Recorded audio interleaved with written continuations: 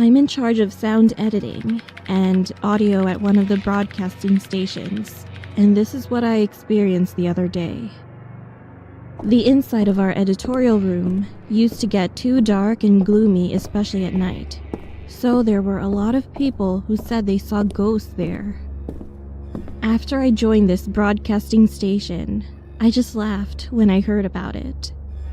Nah, who believes that? However, not long ago, I had to change my mind. The audio file and film would sometimes disappear every other day. Of course, I was scolded by my seniors because of it, so I worked until dawn to make up for my mistakes. The hallway in the editing room was pretty long, and there was a small warehouse inside the room on the far end of the hallway where the film was kept.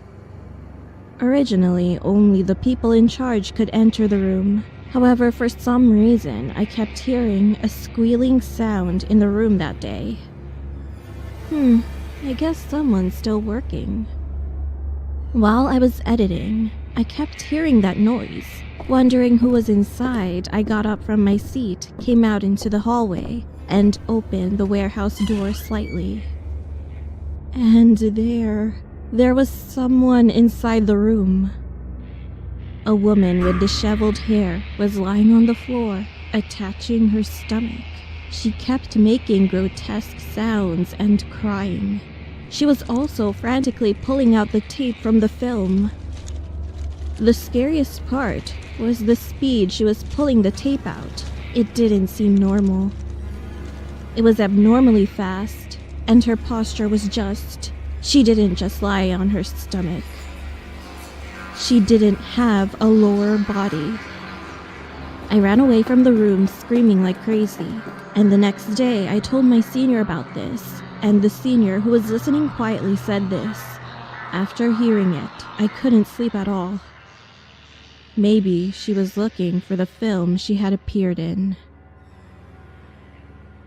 Well, let me tell you my story. I'm working as a police officer. I experienced something really incredible a while ago, but no one believed my story, so I'm here to tell you this. Not long ago, my team and I were dispatched on a mountain after receiving a report that there was a dead body there. While we were doing some research on the dead body, I went closer to it and started to check it out.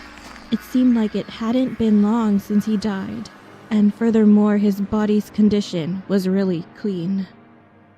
I guess this man probably committed suicide. I was thinking that, but it was at that moment. Not yet. The dead man was staring at me, with his eyes slightly open, and I definitely saw him saying it based on the shape of his mouth. He's alive! I saw it! I screamed, grabbed the other cops, and shouted, but soon, I eventually got scolded by the chief, and he told me not to disturb the other cops. He also told me that the body's cardiac arrest was checked already. I soon became devastated. Did I not see it? Did I just witness something wrong? It turned out that it had been about 10 hours since he died, and the cause of his death was suicide. I started to tell another senior police officer. He listened carefully to what I was saying, and he finally said this. Well, sometimes there are people like you. You know, those types of people sometimes hear the last thing the dead wanted to say. I just heard this from someone I know. One day, he got up as usual, and then he stared at his finger with a blank expression on his face. Why don't I have 6 fingers? Why do I have 5 fingers? Where's the other one? He started to have these kinds of thoughts out of nowhere. He was so worried, and he kept thinking about it on his way to work. And he was so scared when he came back home that he burst out crying. However, he eventually realized it only before he came home and was about to fall asleep. Oh, yes. I have 5 fingers, actually. A few days later, he posted about this on an online community. Well, of course, most people treated him like a crazy person or just laughed at him. In the meantime, a comment written by one person stuck deep in his mind.